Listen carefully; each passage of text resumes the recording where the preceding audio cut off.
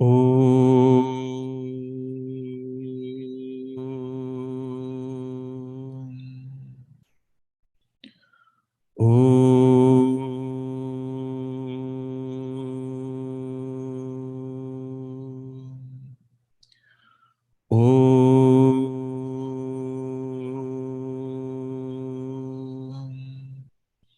Om Sahana Vavatu Sahano Bhunaktu Sahaviryam Karavavahai Tejasvinavadhitamastu ma vidvishavahai. Om Shanti Shanti Shanti.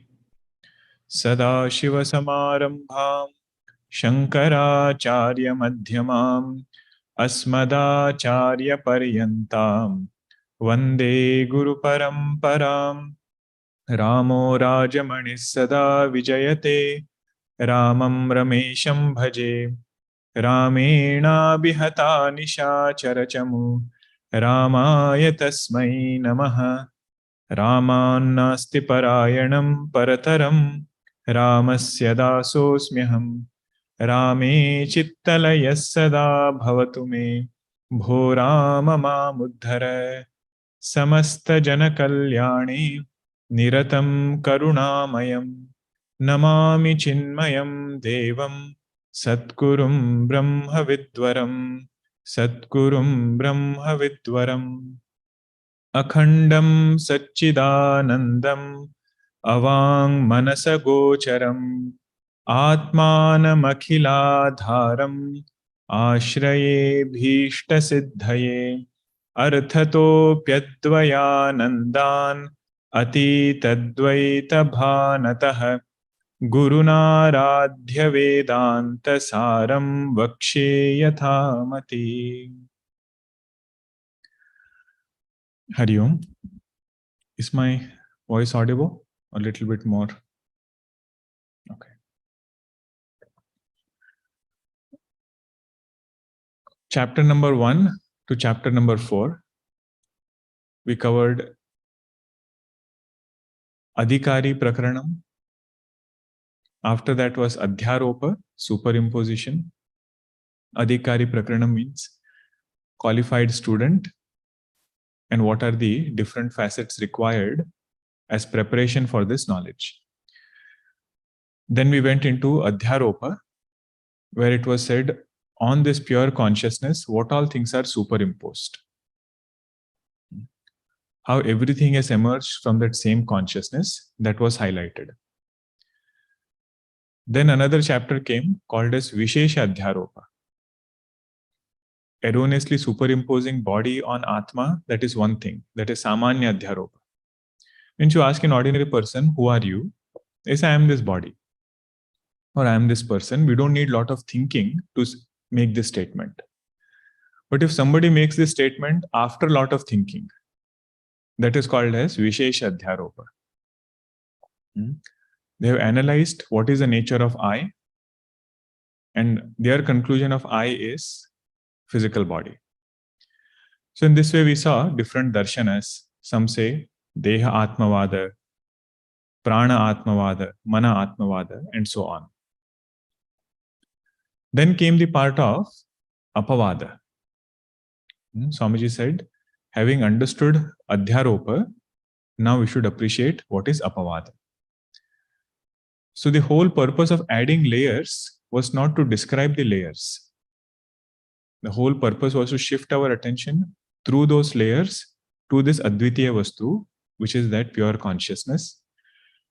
Knowing that alone, one will be able to accomplish Atyantika Dukkha Nivrutti.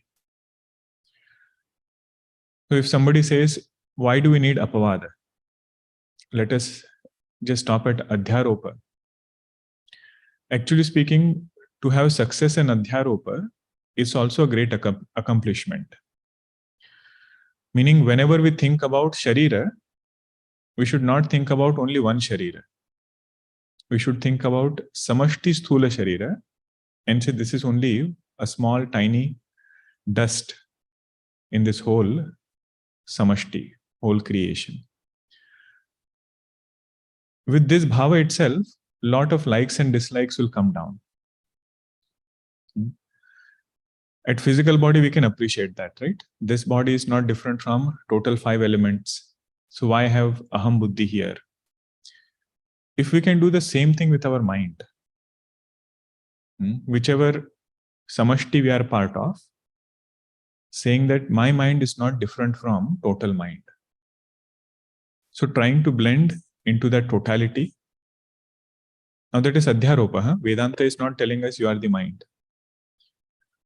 But if we can appreciate adhyaropa and successfully implement it, that itself will remove a lot of sorrow.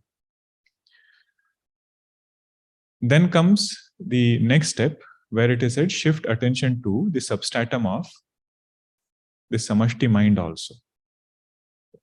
So to that sadhaka who has done lot of upasanas, for him, Vedanta knowledge takes place right away. Because he is not battling with any other sadhana-related challenges. He is not battling with any other challenges related to mind, related to transactional world. That he has already crossed over through devotion, already crossed over through this sadhana of seeing oneness. But in Kali Yuga, what is our equivalent sadhana? Because it is said, our ability to do subtle upasanas, that ability is also limited in several ways.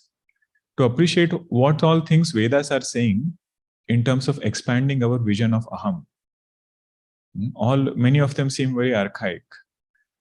The way the upasanas are pointed out, meditate upon the earth, meditate upon the sky, meditate upon the connection in between both of them, sandhi. So that itself seems like a very abstract concept. So Bhagavan Krishna says, let us follow Karma Yoga. In Karma Yoga, the sadhana is, whenever we think about aham, being very, very watchful, being very mindful about this ahankara.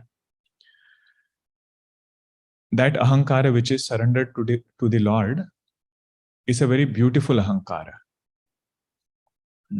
Lot of great things can be accomplished by that ahankara. At the same time, it doesn't get tainted by those actions.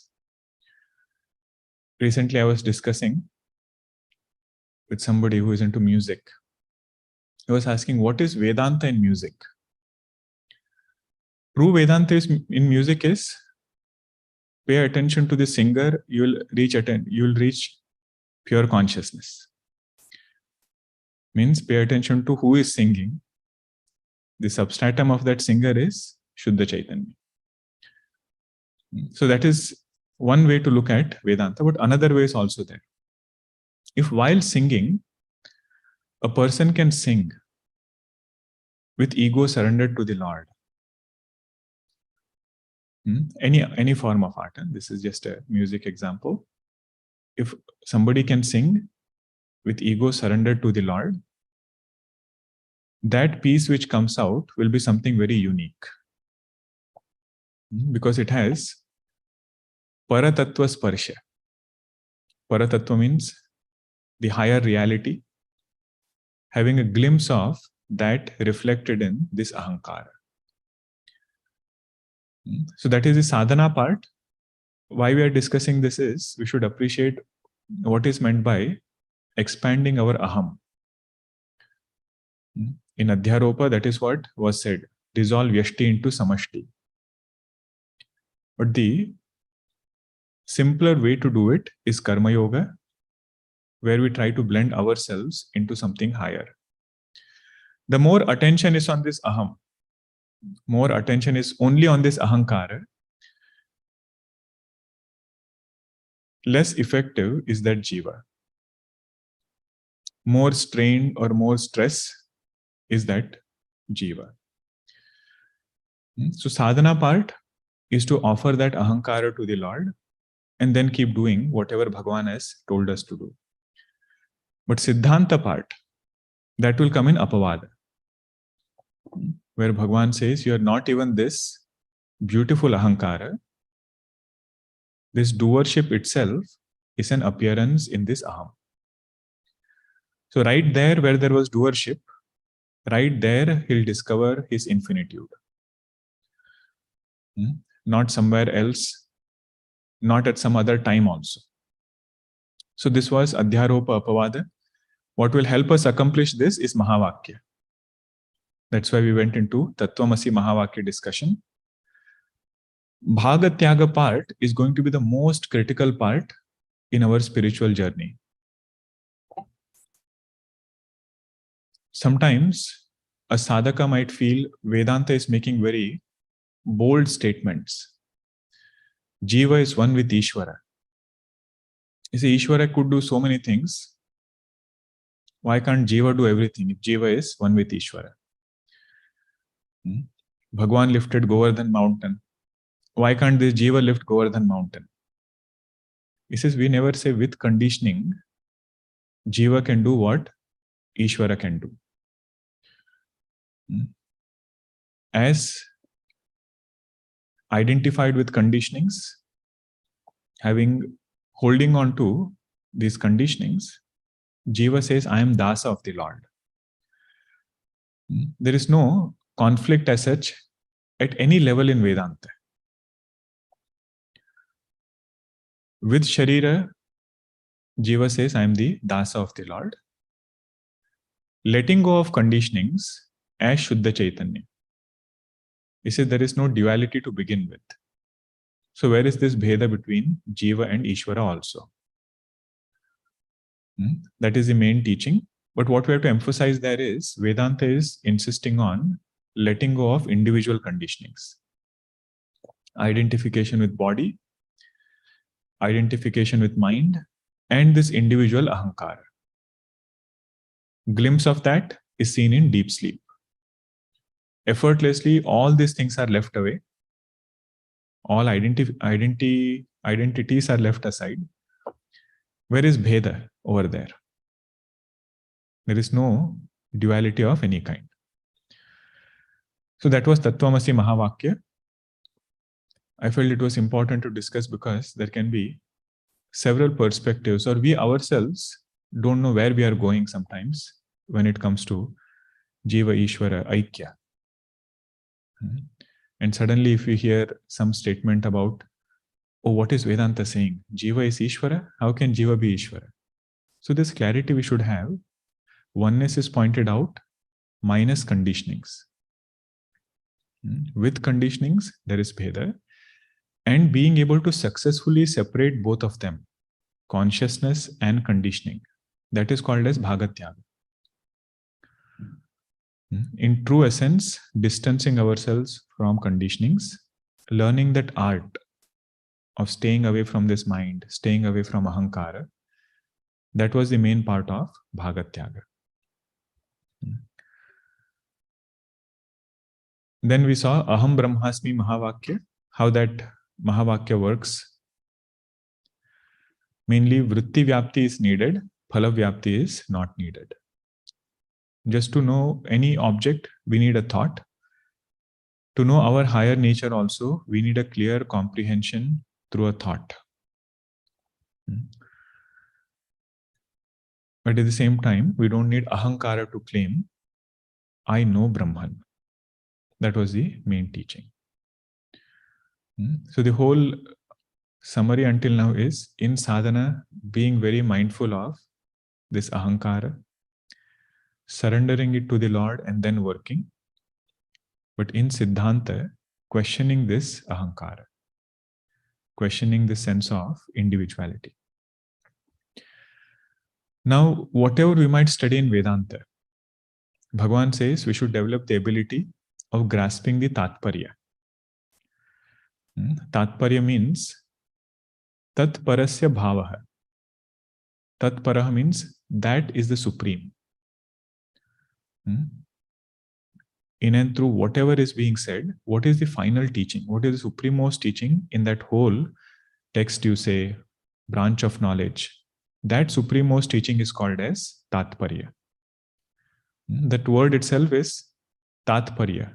So Tatparaha becomes Tatparya. That is the supreme. Bhagwan Raman Maharshi gives an example. He says in olden days when wells were built, and people used to go to bring water from that well, and invariably something would fall in the well. Some ring might be there or some other ornament that would fall in the well. In those days, no mechanized things to bring it out. I think even now there is nothing. If something small falls inside, you cannot put a machine to get it out. So they would have professional divers. Professional divers would be there. They would come and ask the person, because that well would be big. They would say, which part of the well were you standing? Left, right, front, back? What was the type of the ornament? Did you lose a ring? Did you lose a necklace? What went inside? What was the type? Everything they would ask. And then they would dive inside. They would probably have just a minute or minute and a half to find it. You have to hold your breath and then quickly come out. If you found it, then well and good. If not, what will be your next step? Ask few more questions. Are you sure you lost it here? Or did you walk around somewhere and somewhere else it has fallen? This is precisely what we are doing in Tatparya. We want to find that main message, what Upanishads are trying to tell us. That Tatparya we will find through Shadvida Linga. 6 indicators or 6 questions we are asking that will tell us what is the main Tatparya in that text. Like this diver asked that person who had lost things, he said, what is the type of ring and so on. This person is also, sadhaka is trying to ask, what is said in the beginning of the text? What is said at the end?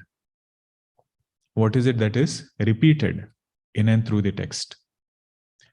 What is the uniqueness in the text, apurvata?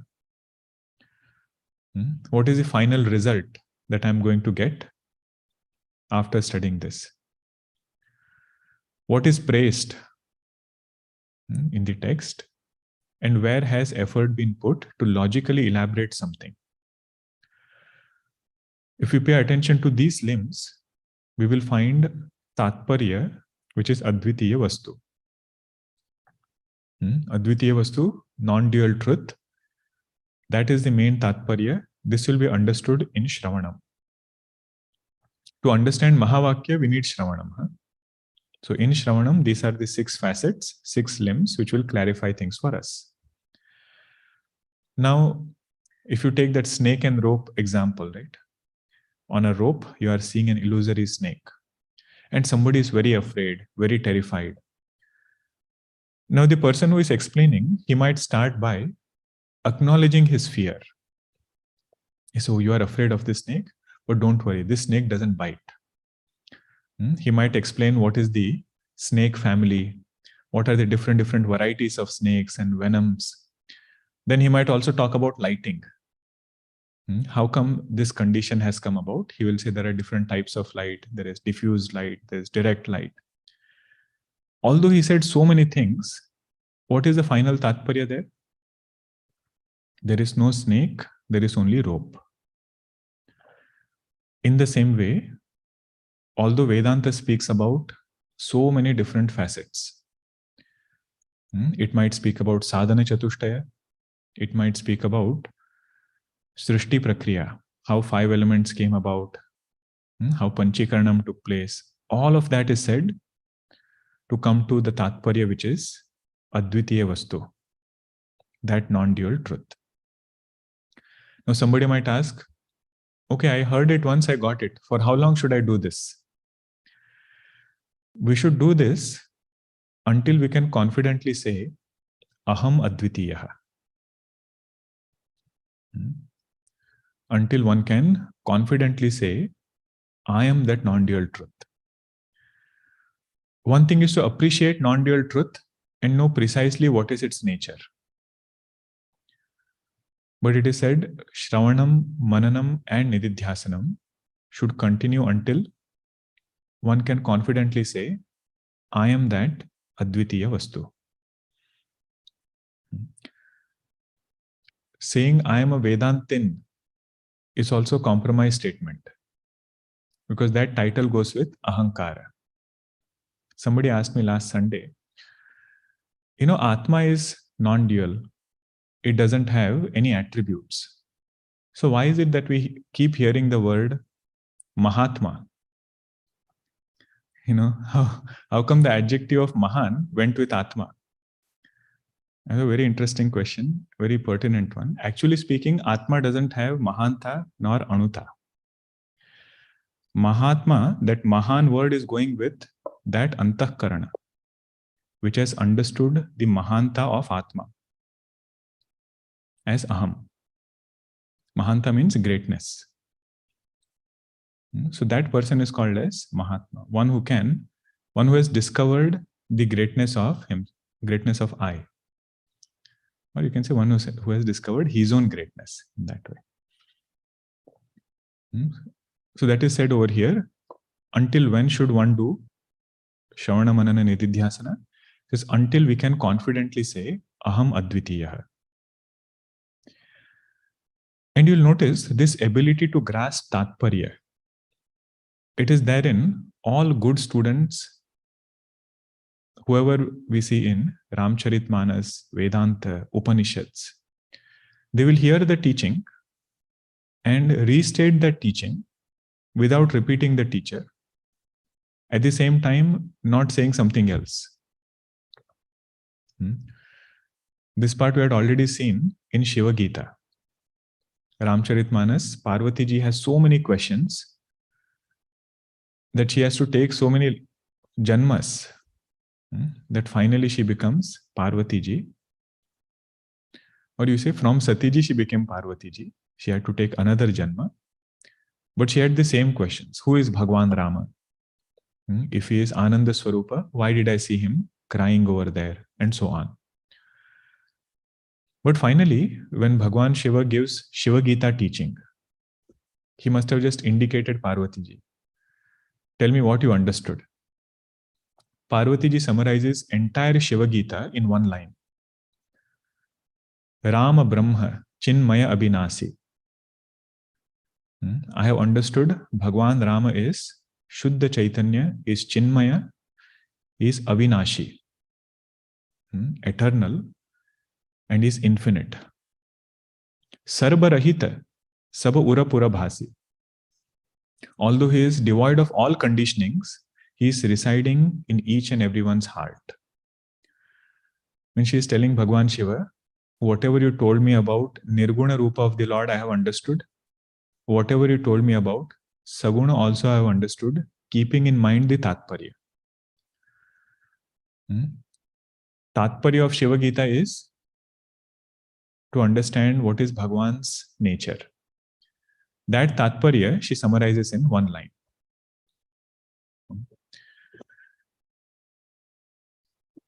Okay, so that is what we had seen. 181 verse. Swamiji said, Evam Bhuta Swaswarupa Chaitanya Sakshatkara Paryantam. Until one can confidently say, I am that non-dual truth. Swaswarupa Sakshatkara. Shravana Manana Nididhyasana Samadhi Anushtanasya Apekshitatvat Te Api Pradarshante.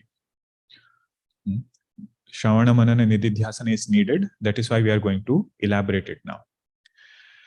You might feel that the verses in Vedanta Saar are going very quickly or they are a little longer. We feel that way because this is in prose. Because it is just written like a paragraph. That is why we feel a little bit longer. It just is elaborating. If they could put it in verse format, they would just put it as a shloka. The same idea would probably be there in 4 shlokas. So that is what is happening here.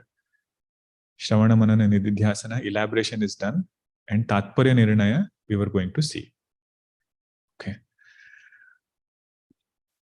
So all the limbs we had started seeing. We saw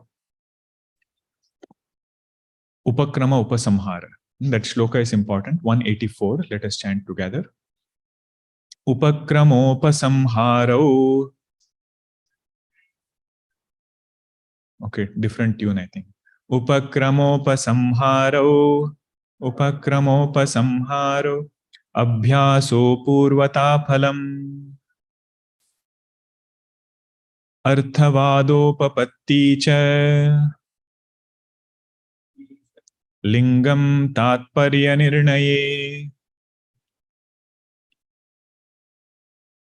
Lingam tatparya nirnaye. These are the 6 indicators for identifying tatparya.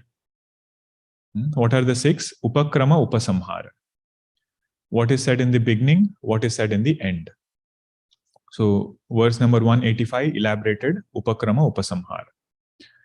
Swamiji said, if you look at Chandogya Upanishad, 6th chapter, then Upakrama will be Ekam Eva Advitiyam. So, Tatparya lies here. Wherever there is Upakrama, pay attention to that part. He says Tatparya, you will find there. What is Upasamhara? Aitadatma Vindagam Sarvam. That Atma alone, that non-dual truth alone is appearing as this variety in creation. This, if we appreciate, Upanishad Rishi says, we have understood Tatparya of Chandogya Upanishad 6th chapter. But you can also say Tatparya of Vedanta. Okay. First limb was Upakrama Upasamhara. Second limb was Abhyasa, repetition. So whatever is repeated, one should not get bored by it. Or feel that, oh, the same thing they are saying in so many different ways. He says, no, the point is, Tatparya lies there. Like in Kenopanishad we are seeing now, how many times Bhagavan is repeating that samsara cannot appear in aham. Samsara cannot appear in Shuddha Chaitanya. Through different ways he is pointing out, either directly to Tvam-pada, or he says essential nature of Ishvara is Chaitanya. And then he says, in Chaitanya, how can samsara appear? Meaning, after studying Vedanta, whenever we think about ourselves and make a statement, I am sorrowful, I am angry, I am calm, all statements are adhyasa. I am calm also is adhyasa. Mind is quiet. I have owned up that state of mind to be mine. But it's better adhyasa than the others. Instead of I am angry or I am agitated, this is the best adhyasa we can have. But the true understanding is, in aham, there is no kartrutva, there is no bhoktrutva, no doership or enjoyership.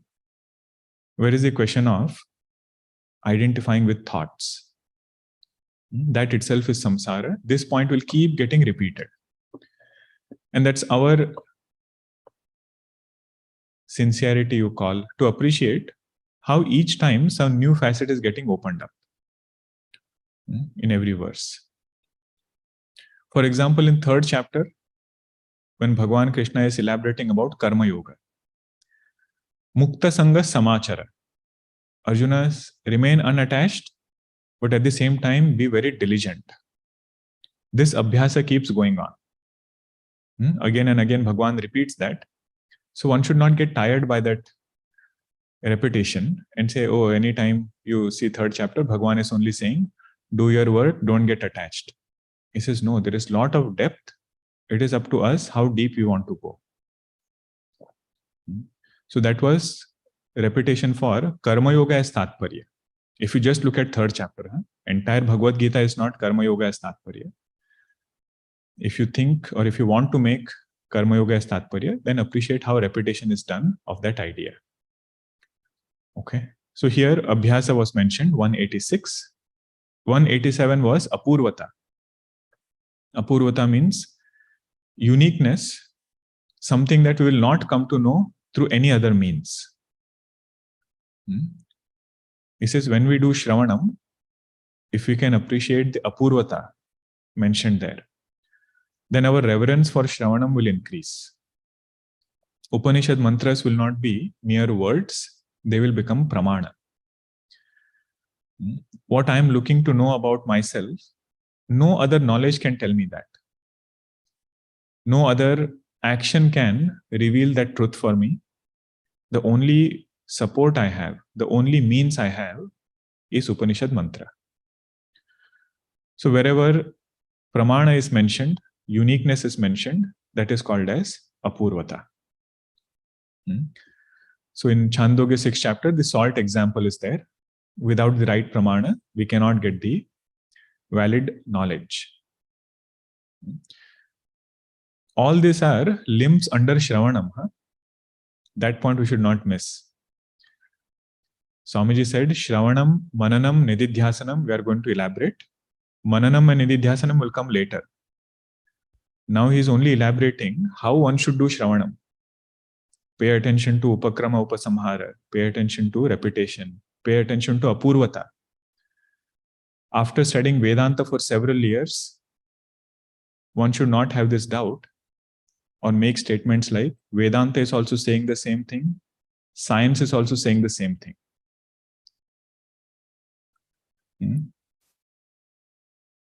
That requires more reflection about Apurvata.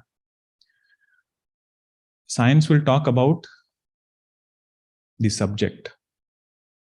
Science will talk about the object. Drishya vastu. Drishya vastu. Vedanta will talk about drashta.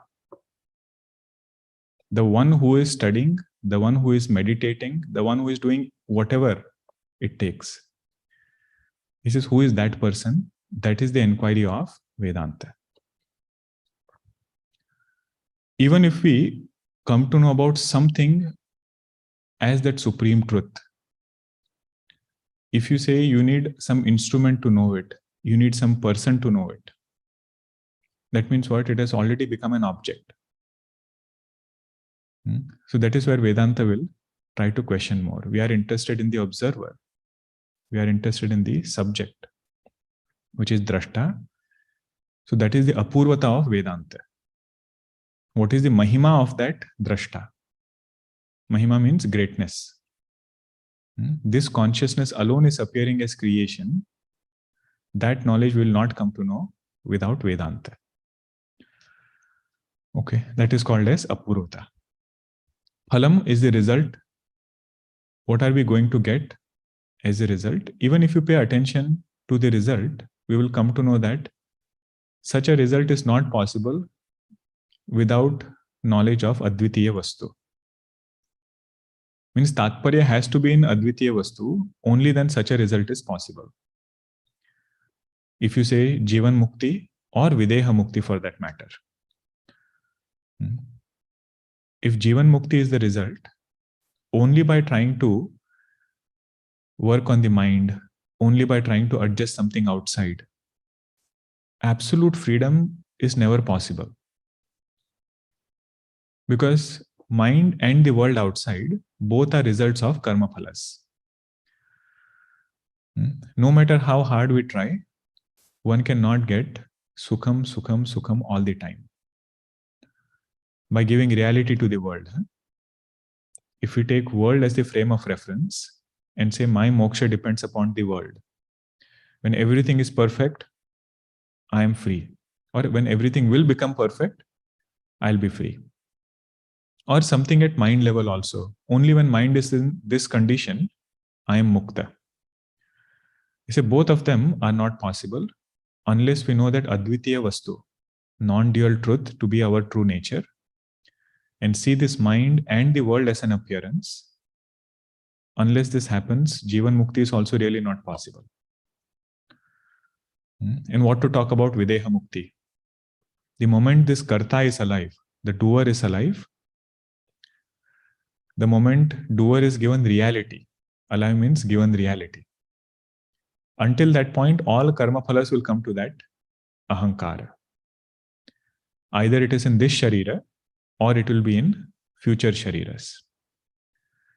So without knowledge of Advitiya Vastu, without knowing this ahankara to be mithya, even the rebirth cannot be stopped. Punarapi jananam, punarapi maranam. It will keep going on. And we are very fortunate to have one of those several births as human birth. This point is again and again emphasized. That rebirth, when we say, it is not guaranteed that next birth is going to be human only. Now, this is not to scare us, not to make us feel afraid or anything. It is just to make us, it is just to wake us up. Bhaja Govindam, this is the main emphasis Bhagavan says. We have to get our priorities right and align all other goals towards this priority. When we come to Mananam, we will see this point. Sometimes we feel, oh, I have studied Vedanta, but I am not getting time to reflect upon it. And I was thinking this for myself. You think about yourself. When we have more time, it is not the case that we end up thinking only about Vedanta. There are so many other things that we keep thinking about. So what is the main ingredient needed? Main ingredient needed is this mumukshutvam. That I really want to know this truth. And through that, I want to accomplish moksha purushartha. Then even if that person is busy doing work, whatever they might be doing throughout their day, mind will still think about Vedanta. There is one verse which says, Asupter amrute kalam nayet Vedanta chintanam. Nayet Vedanta chintaya. Until we sleep and until this body drops, one should keep thinking about what Vedanta is trying to teach us. Why is it? He says, if you don't do that, other things will enter. Kvachin na avasaram dattam kama dinam. Don't give opportunity for kama, desire, and other things to enter. Keep your mind thoroughly occupied with Vedanta Chintanam. And the Upanishad, in Upanishads, this student is doing a promise to Upanishad Rishi. He says, you have given me this absolute truth. I will strive day and night to make this a reality for me. One Shanti mantra is there, Ahoratran Sandadhami. Ahoratran means day and night, I will put forth effort so that I can internalize what Vedanta is trying to tell us. All this falls under Shravanam. What was the limb that we were seeing? Phalam. Phalam means the result. So Advitiya Vastu alone should be the Tatparya to have such kind of a result. Okay. Then Arthavada, praise was there. 189 is Arthavada, the praise. So again, if you look, I'm not reading the verse again, but if you read it, you'll find it to be very simple. It is just because it is 4 lines, 5 lines, we feel that, it's a longer composition. So Arthavada is praise. So wherever things are praised, Swamiji said, that is where Tatparya is there. What was the praise there? In Chandogya 6th chapter, knowing one, everything becomes known. Knowing that one truth, whatever is unheard of becomes heard of. It is just like saying, knowing the clay, all the pots and pans, jars made out of that clay become known. Means we will not know specific name and form, but we will know the substratum from which everything has emerged. And once you know the substratum, you are not fascinated too much by the name and form. Even in Vedanta, when we hear this statement, we should not take it in the wrong sense. How do we, like even this statement, if you listen, right? Knower of that truth knows everything in this world. Knower of that truth becomes all-knowing. That is the statement we make. Now, somebody might have this question, if I know Vedanta, will I get knowledge about physics, chemistry, my work, whatever, I'm doing? You see, all-knowing is in this way that in the light of this knowledge alone, all other knowledge is illumined. It is not giving Vishesha of every knowledge. Any knowledge we take, we need a thought. So this Chaitanya is the substratum of that thought. And thought is not something which is totally different from Chaitanya. It is just appearing differently. Can we say this harmonium name and form, is it completely different from wood? In that way, we should appreciate thoughts. Just as harmonium is just a name. You touch any part of this harmonium, you'll find wood only. In that way, you take up any thought. If you look at the essence of that thought, we will find pure consciousness. In that way, one becomes all-knowing. We will not know Vishesha. Vishesha means specifics of each knowledge. Every knowledge requires thoughts. And this Chaitanya is substratum of all thoughts. Okay, I think we were on 190. Last one we had not seen. Let's see it now. Prakarana pratipadyartha sadhane tatra shruyamana yuktihi upapattihi yatha tatra yatha somya ekena mrutpindena sarvam mrunmayam vijñātam syat vācārambhanam vikaro namadheyam mruttiketyeva satyam ityadya ityadau advitiya vastu sadhane vikarasya vācārambhana matratve yuktihi shruyate. Prakarana pratipadyartha sadhane, to establish the tatparya. Prakarana pratipadya, Swamiji is using that word for tatparya. Tatra shruyamana yuktihi upapattihi. In between that whole text, in between that composition, in between those mantras, we will find logic which is used in several places. Wherever that logic is used, you say it is to prove that tatparya, which is advitiya vastu. Based on this, there are some independent prakarana granthas that will be composed just for yukti. How can I be Brahma? Just on this, there will be several yuktis which are used. So many of you are familiar with Advaita Makaranda. That is one text which is Yukti Pradhana. But real Yukti, if you want to see, we should study Bhashya. Where all Yukti is used, in Bhashya also, the Tatparya is to show that Advitiya Vastu alone is established in Upanishads. Bhagwan Shankaracharya debating with Sankhya, debating with Yoga Darshana, debating with Purvamimamsa. All of that debate back and forth, the logic that is used, that is to establish this Tatparya. So in that way we should, that is another way to take it. Not only in Upanishad mantras, but also in Bhashya, wherever Yukti is used.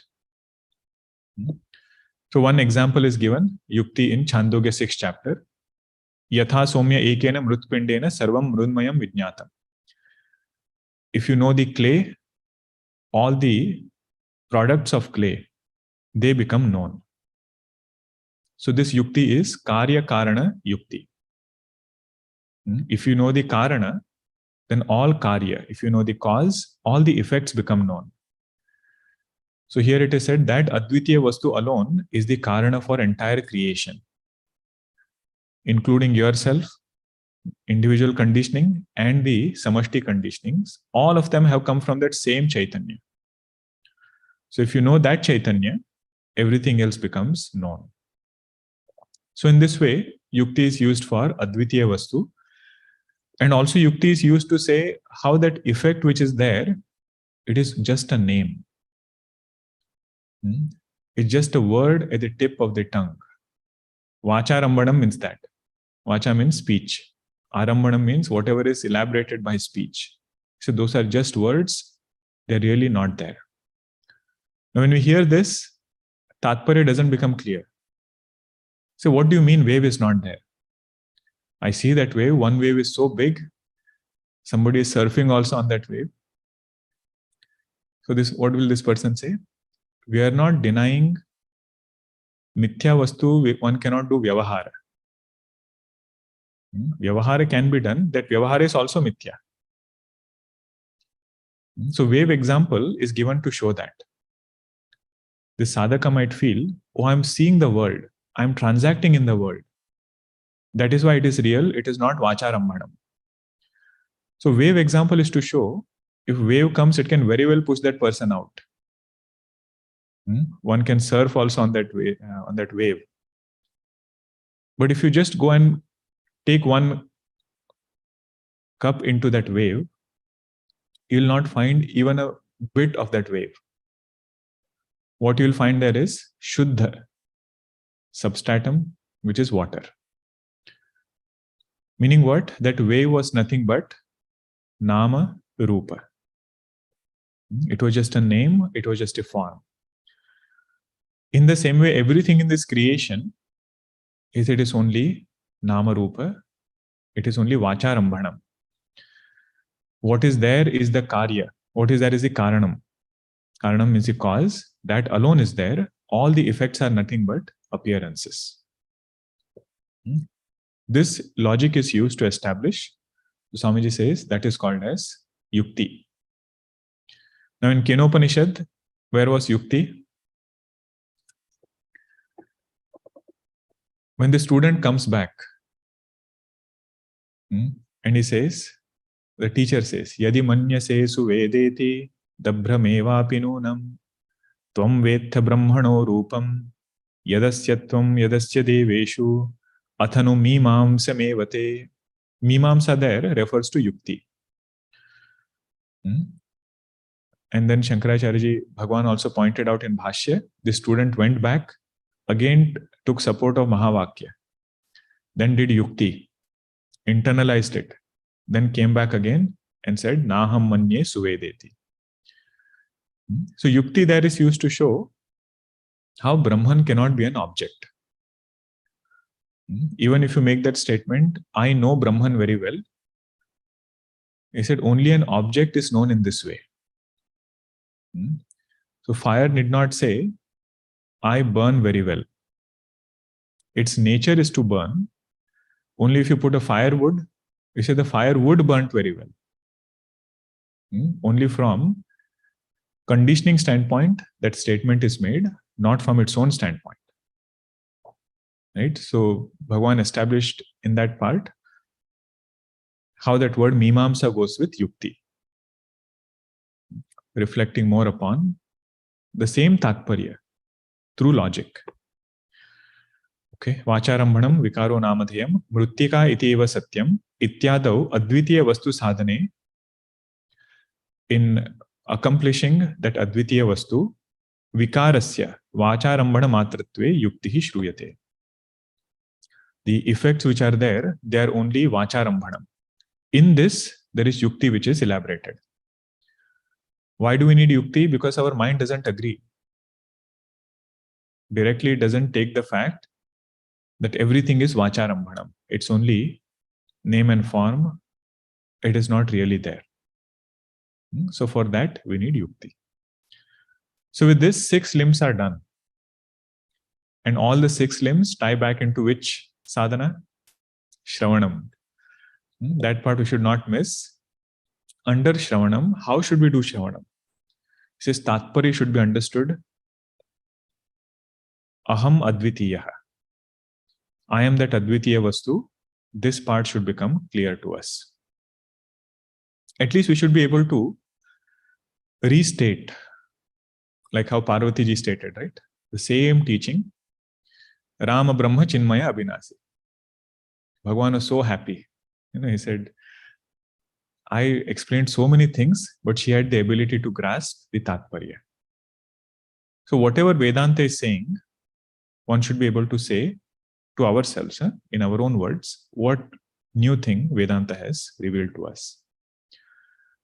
And all other things which are there, sadhana part, karma yoga part, they are to build up to this Tatparya. Not making that alone as Tatparya. Bhagwan Shankaracharya says, my reason of writing Bhashya on Bhagavad Gita is many scholars have missed the Tatparya of Bhagavad Gita. In the introduction he writes, somebody says Karma Yoga is Tatparya, somebody says something else is Tatparya. And that is actually the beauty of Bhagavad Gita. You look at it from a business lens, you will feel Bhagwan is telling how to make more profit. You look at it from devotional lens, you will see some other insight from Bhagavad Gita. So Bhagwan says, my main purpose of writing Bhashya is, Tatparya of Bhagavad Gita is in that Advitiya Vastu. In Pushpika Vakya we say, Bhagavad Gita su Upanishatsu. Or in Gita Dhyanam we say, Sarvopanishado Gavaha Dogda Gopalanandana. If Tatparya of Upanishad is in Advitiya Vastu, how can the essence of Upanishad, which is Bhagavad Gita, have something other than Advitiya Vastu as Tatparya? So Bhagavad Gita also has Advitiya, Shuddha Chaitanya, Aham Advitiya. That is the Tatparya. That is why he says, I am writing Shankar Bhashya. And you will notice wherever there is elaboration on some other topic, Bhagwan doesn't comment much. He will just write 1 or 2 lines. And wherever there is a confusion or there is a possibility of confusion between Advaita and other darshanas, there he will elaborately describe why Jnana Karma Samuchaya cannot be done. Means how on one hand, we cannot hold on to this ahankara also, and on another hand, try to negate that ahankara. That is called as Jnana Karma Samuchaya. If you want to appreciate that term more, we should say Jnana Kartrutva Samuchaya. Kartrutva means doership. On one hand, it is not possible to hold on to this doership. On another hand, it is not possible to simultaneously negate that doership. Meaning what? If I want to negate doership, one has to remove desires first. Only when we have a desire, we need doership to fulfill that desire. And then comes the Vedanta part, where it is said absolute contentment is pointed out through knowledge. So that is the Tatparya part. Shravanam, these are the 6 limbs.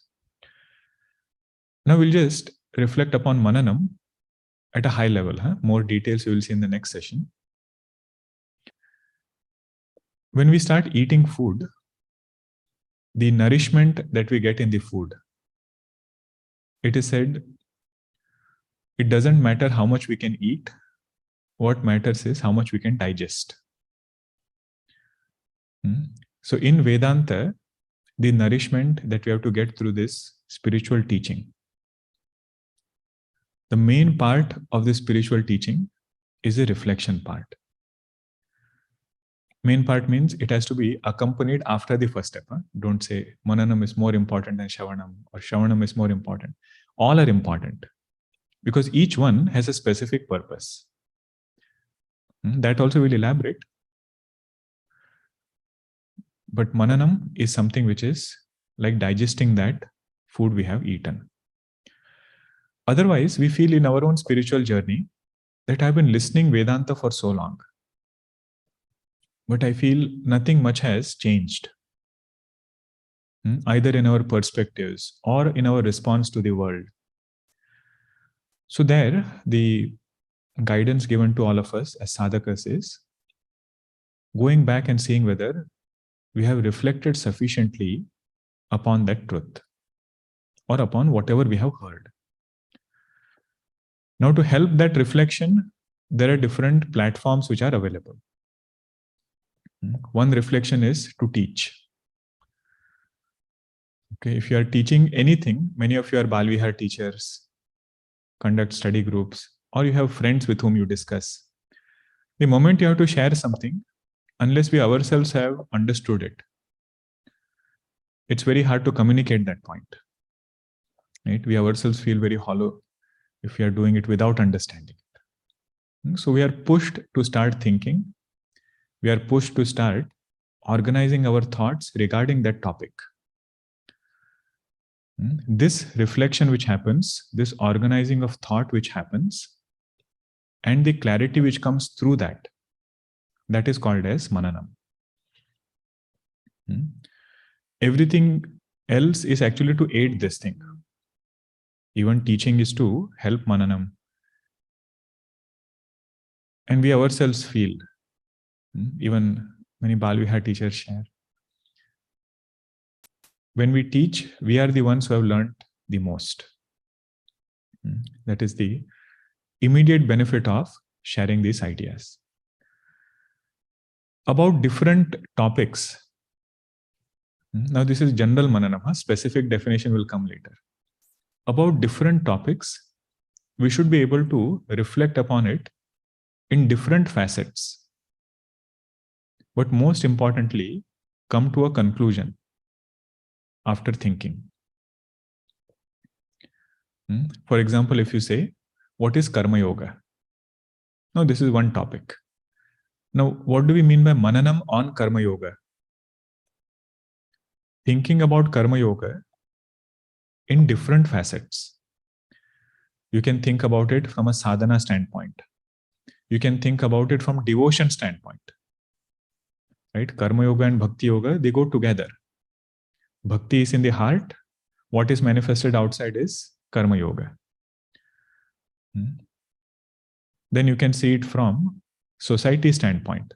See, in third chapter, all these points are done. Bhagavan talks about the cycle of creation. How we cannot live in this world just by focusing on ourselves. Bhagavan says, whatever we want, we have to give. So these are different facets under that topic. But finally, after thinking about Karma Yoga, we should reach at a conclusion and say, this is what is my conviction about Karma Yoga. This ability, one who has, that person is called as Manishi. Manishi. Manisha means conviction. The one who has conviction is called as Manishi. And such a mind, in Shiva Sankalpa Suktam, that is the prayer. Yena karmanyapaso manishino yajne krunvanti vidatheshu dhiraha. Those manishis who are able to have conviction in this way, may mind also become like that, and may it have auspicious sankalpas, auspicious thoughts. Tanme manaha Shiva Sankalpamastu, meaning what? May I choose the right topics for conviction. Right? Because there can be so many things about which we can have conviction. All of that is good, outside world, whatever things we are very good at. Because if you noticed carefully, this ability can be there for outside world also. You give that person some topic, either in research, political sphere, technology, music, and he can reflect upon it in all different facets and come to a conclusion about that topic. That is called as Mananam in that field. Manishi in that field. Same ability, if one can develop for Adhyatmic topics. Adhyatmic topics, because they are going to talk to us very directly. About Karma Siddhanta, what is our conviction? Punarjanma, what is our conviction? But finally, about this Ahankara, what is our conviction? Is Ahankara my true identity? Or is Atma my true identity, which I erroneously call as Ahankara?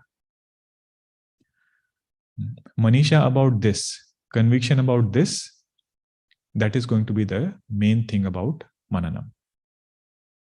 Okay. In Srimad Bhagavatam also, there are different insights. How it is said, somebody who does Shravanam, it is very good. That is the first step, to gather data. But having gathered it, we have to analyze it. We run several regression models, right, on data and try to get new conclusions out of it. He said, on that Shravanam which I have heard, trying to churn it in such a way that Amrutam can come. So next session we will see Samudra Manthanam also, the symbolic meaning and few insights from Srimad Bhagavatam. Om Purnamadah Purnamidam Purnat Purnamudachyate Purnasya Purnamadaya Purnameva Vashishyate. Om Shanti Shanti Shanti. Harihi Om Shri Gurubhyo Namaha. Harihi Om. Right. Hari Om, everyone.